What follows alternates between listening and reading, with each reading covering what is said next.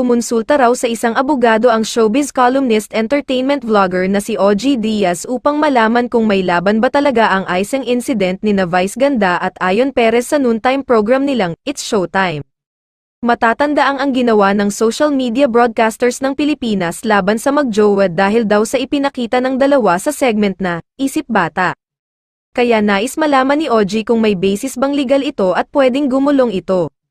Humingi siya ng professional opinion sa matagal ng abogadong si Attorney Juanito R. Lim Jr. o Attorney June Lim ng Lim & Utat Cozy Law Firm kung may nilabag bang batas sina Vice Ganda at Ayon Perez sa nabanggit na isang incident. Nilinaw ng attorney na hindi niya titingnan ang senaryo dahil kinasasangkutan ito ng mga sikat na personalidad, kundi magbabatay lang sa mga nangyari. At ayon sa demanda, ito ay pinalala pa dahil gumamit ng internet o information technology sa pagpapakalat ng panuuring ito. Bilang abogado raw, naniniwala si Attorney Lim na hindi nilabag ng magjowa ang nabanggit na batas, hindi raw naman kasi dapat nabigyan ng kahulugan ang pagkain ng icing ng cake, kagaya ng ginawa ng dalawa, ang gawang ito raw ay hindi naman labag sa batas.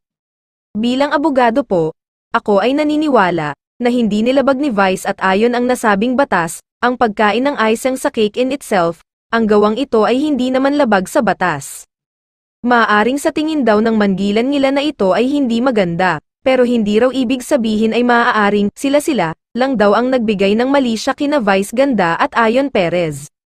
Napatanong tuloy ang abogado kung sasampahan din ba nila ng kaso kung sakaling hindi sikat na personalidad ang gumawa nito, isang babae at lalaki, o kaya naman ay isang politiko.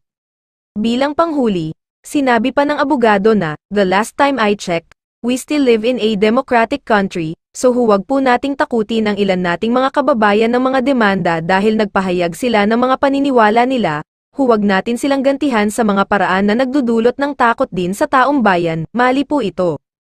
Sa pananaw ng abogado, hindi karapat-dapat kasuhan si Vice at mukhang madidismiss din daw ito, samantala, wala pang tugon, reaksyon, o pahayag ang social media broadcasters na nagsampa ng laban kina Vice Ganda at Ayon Perez hinggil sa mga naging pahayag ni Attorney Lim.